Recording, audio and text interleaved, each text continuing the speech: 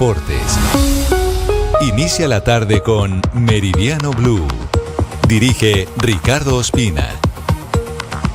Es la 1:02 como siempre es un gusto saludarlos, estamos en Meridiano Blue hoy jueves 10 de abril, vamos con las noticias, desarrollamos la información que les entregamos hace instantes, el anuncio que hace el presidente de Estados Unidos Donald Trump del despliegue que según dijo ha hecho de tropas estadounidenses en el canal de Panamá. Lo último, César Moreno. Hola, muy buenas tardes. El presidente de Estados Unidos, Donald Trump, afirmó que su gobierno trasladó muchas tropas a Panamá, país con el que firmó un acuerdo que eleva la presencia militar estadounidense. Esto lo dijo en su reunión con el gabinete en la Casa Blanca. We've moved a lot of troops to Panama and filled up some areas that we used to have and we didn't have any longer, but we have them now. Hemos trasladado muchas tropas a Panamá y hemos ocupado algunas zonas que ya no teníamos, pero ahora sí, declaró Trump allí, junto al secretario de Defensa Pete Hegseth, quien recientemente regresó de una visita oficial a Panamá. That's something you said we're taking back the canal. China said too much influence. Obama and others let them creep in. We, along with Panama, are pushing him out, sir. Anoche regresamos de Panamá, estuvimos en el canal y firmamos un par de acuerdos históricos. Estamos recuperando el canal. China ha tenido demasiada influencia. Obama y otros los dejaron colarse. Nosotros, junto con Panamá, los estamos expulsando, señor, dijo Hegseth a Trump. Recordemos que Panamá rompió con China y se alineó con Estados Unidos. El presidente Mulino abandonó la ruta de la seda, reactivó ejercicios militares con Washington y cerró filas para blindar el canal, frenar la migración y contener a China. Esto se conoce en el contexto de la guerra comercial de Estados Unidos. A propósito, Dari Velandia en Data IFX, ¿cómo se comporta el dólar y cómo está la bolsa de valores de Colombia? Ricardo, buenas tardes. Los principales mercados registran pérdidas este jueves, revirtiendo las históricas ganancias de la jornada anterior luego de que los inversionistas volvieran a mostrarse cautelosos frente al panorama económico mundial y la persistencia de numerosas tasas arancelarias. Y es que el entusiasmo del mercado se desvanece rápidamente al considerar que muchos de los aranceles aún vigentes siguen afectando las cadenas de suministro, especialmente en sectores como la manufactura, la tecnología y el sector automotriz. De esperar 1.400 pesos y visitar máximos del año ayer, hoy la divisa cae 65 pesos y se ubica en 4.351 pesos en promedio. El petróleo europeo Brent, referencia para Colombia, retrocede 4% a $62,74. Estados Unidos en Wall Street, sus principales indicadores caen cerca de un 1% y Europa cerró con ganancias que superan el 1%. Muy bien, Dari, se recupera el dólar, volatilidad, le dicen ustedes los expertos al precio de la divisa, hoy baja el dólar 65 pesos en el mercado local. Cambiamos de tema y hablamos de la polémica por la reanudación de las fumigaciones con glifosato. Hablo de cultivos ilícitos. Sigue explicando el gobierno que no será vía aérea y que solo será de manera voluntaria. Ahora lo dice la ministra de Justicia en Cartagena, Dálida Orozco. Desde Cartagena, la ministra de Justicia, Ángela María Buitrago, confirmó que la prioridad del gobierno es que la sustitución de cultivos ilícitos por parte de los campesinos se haga de manera voluntaria, que es la mayor apuesta del presidente Petro, y señaló que la utilización del glifosato es la última opción para este programa. El tema particular es cuándo se va a tomar la decisión de aplicar uno de los elementos que no son erradicación voluntaria o sustitución voluntaria. Y el glifosfato, el que está, vuelvo y digo, prohibido, es el de aspersión aérea. Desde ese contexto también lo explicó el ministro de Defensa, se va a dejar como última política y la primordial es la sustitución voluntaria. La jefa de la cartera de Justicia además explicó que incluso la utilización del glifosato como última opción, al ser una política pública, no quedará al gusto del campesino. El tema de la utilización del PECAT significa una política que se va a generar, como lo dijo el Ministerio de Defensa ayer, de manera subsidiaria y desde ese punto de vista no queda al gusto del campesino tampoco. Indicó que la meta del gobierno es erradicar este año 30.000 hectáreas de cultivos ilícitos. Muchas gracias, Dálida. 6 minutos. Atención que se conoce la imputación de cargos en contra del expresidente de la nueva EPS, José Fernando Cardona, y otros exdirectivos de esa entidad, hoy intervenida desde hace más de un año por el gobierno del presidente Gustavo Petro, por haber ocultado presuntamente 14 millones de facturas. Se habla de una presunta desviación de más de 70.500 millones de pesos destinados al pago de deudas con las clínicas y los hospitales. Juan Esteban Quintero. José Fernando Cardona Uribe, quien dirigió la nueva EPS desde el año 2009 hasta comienzos de 2024, fue imputado por los delitos de falsedad en documento privado, fraude procesal, omisión de control de recursos del sistema de salud y peculado por apropiación. Puntualmente se le señala de tener responsabilidad en el ocultamiento de facturas y la desviación de 70.500 millones de pesos correspondientes a deudas con diversas IPS. En esta actuación también fueron imputados Juan Carlos Izaza Correa, ex vicepresidente financiero, Edgar Pedraza Castellanos, ex gerente de contabilidad, y Fabio Antonio Peralta Núñez, ex gerente de cuentas médicas. Durante el trámite de las audiencias, la Fiscalía señaló que la omisión en el procesamiento completo de la facturación presentada ante la nueva EPS generó una distorsión en los estados financieros, permitiendo reflejar utilidades ficticias que evitaron la intervención de la Supersalud. Los imputados no aceptaron los cargos y la juez del caso rechazó la solicitud de imponer medida de aseguramiento en centro carcelario para 3 de ellos. Sin embargo, van a continuar todos vinculados a la investigación. Hablamos de la declaratoria de conmoción interior del gobierno del presidente Gustavo Petro para atender la crisis en orden público del Catatumbo, ocasionada por el ELN y por las disidencias de las FARC. Una conmoción que, recuerden, tendrá que decidir si es o no viable la Corte Constitucional.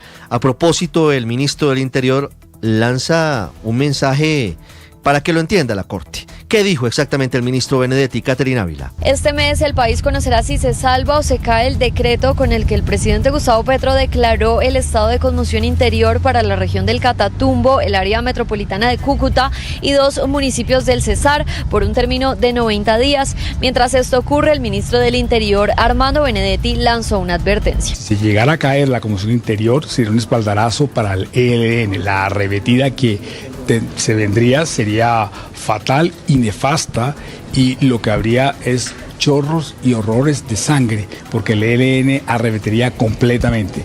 Y nuestra principal arma, porque el 70% de las actividades que se tienen que hacer para restar la violencia y el cultivo de coca, porque todo es coca, tiene que ser a través del que el 70% sean actividades sociales. Cabe mencionar que también están en revisión de la Corte Constitucional los 22 decretos que se desprenden de la declaratoria de conmoción interior. Si tumban el decreto principal, se cae por consecuencia las demás disposiciones. Si no lo tumban, la Sala Plena debe decidir uno a uno cada proceso. Hablamos de una situación grave en materia humanitaria en el Urabá, una denuncia que está haciendo el gobernador de Antioquia frente a la imposibilidad de rescatar a una niña indígena en condición de desnutrición severa. ¿Cómo es la historia en Medellín? Héctor Santamaría. Pues Ricardo, la alerta es en el resguardo de las playas de la Etnia en Verayavida, del municipio de Apartado 2, según denunció el gobernador Andrés Julián Rendón, y calificó esta situación como de vida o muerte. Esta situación se da porque la madre del menor se escondió con sus 4 hijos y no permite la atención de la gobernación de Antioquia. Nos han indicado que la mamá se habría llevado al menor y lo tendría escondido. Igual suerte también de desnutrición podrían estar corriendo 3 hermanitos del niño en mención. Les recuerdo a los indígenas que por encima de sus leyes priman los derechos de los niños. Blue Radio también conoció, Ricardo, que la comunidad indígena se niega al rescate del menor hasta que no exista un oficio del Instituto Colombiano de Bienestar Familiar que garantice que no perderán la custodia de este niño que estaría en un estado grave de desnutrición en esa zona de Urabá. 1:10 minutos. Es grave la epidemia de fiebre amarilla en el país. El presidente Gustavo Petro liderará en minutos un puesto de mando unificado pidiendo vacunaciones masivas en las zonas templadas y cálidas de Colombia. Julián Ríos. Hay una alerta por fiebre amarilla en el país y en Bogotá ya se están activando todas las medidas para poder controlarla y sobre todo para los viajeros y los turistas que vayan a salir en esta temporada de Semana Santa. Dice la Secretaría de Salud que en el 2025, en lo corrido de este año, se han presentado 28 casos probables de fiebre amarilla y 5 de ellos confirmados, y asegura que fueron traídos del departamento de Tolima, que es una zona por la que está pasando una crisis de alto aumento. Dice que las edades entre 3 y 70 años son las más golpeadas y el 80% son los hombres. Ya se han registrado 2 fallecimientos por esta fiebre amarilla, por eso la invitación es a vacunarse. Escuchemos a la representante de la Secretaría de Salud. En Bogotá tenemos una alerta de fiebre amarilla. Si bien es cierto, no somos zona de riesgo de transmisión de la fiebre amarilla, sí Bogotá cuenta con una gran cantidad de población que piensa viajar a estas zonas de riesgo. Mire, dice la secretaria que el año pasado se vacunaron 154.028 usuarios y este año van vacunados 54.703. Reitera la invitación a vacunarse, dice que una sola dosis de por vida y que no tiene ningún efecto secundario. En Bogotá se han notificado alrededor de 28 casos, de los cuales 5 han confirmados para fiebre amarilla y han sido de procedencia del departamento del Tolima. Se han presentado 2 fallecimientos, de los cuales uno fue confirmado por el evento por fiebre amarilla y el otro estamos a espera de unidad de análisis para determinar. Por eso la invitación para toda la ciudadanía que en estos momentos de Semana Santa piensa viajar, ya verificar la zona donde piensa viajar y poder proceder a aplicarse la vacuna de la fiebre amarilla, la cual debe ser administrada mínimo 10 días antes del viaje. Son 7 puntos de vacunación los que tiene activados la Secretaría Distrital de Salud en Bogotá para que las personas puedan ir a aplicarse esta vacuna y poder ir tranquilos a sus viajes en esta Semana Santa. Vamos ahora a Santa Marta. Emergencia en las últimas horas. La bahía donde está ubicada la Marina fue cerrada al público por 48 horas. ¿Qué fue lo que pasó, William Agudelo? Esta problemática se debe a una falla en la planta de tratamiento de la zona norte de Santa Marta, la cual ha generado el rebosamiento de aguas de alcantarilla en diferentes sectores de la ciudad, especialmente en el centro histórico, sobre el camellón de la bahía, lo que genera que todas estas aguas terminen en esta playa. Por tal razón, la alcaldía ha cerrado el balneario por 48 horas. Jorge Lastra, alcalde encargado, explicó las acciones que se van a tomar. Que ya vienen 2 bombas compradas con recursos del gobierno nacional, que son importadas para estos efectos. Hoy se dan de recursos propios del distrito 780 millones de pesos que deben ser invertidos en otra bomba para atender esta emergencia.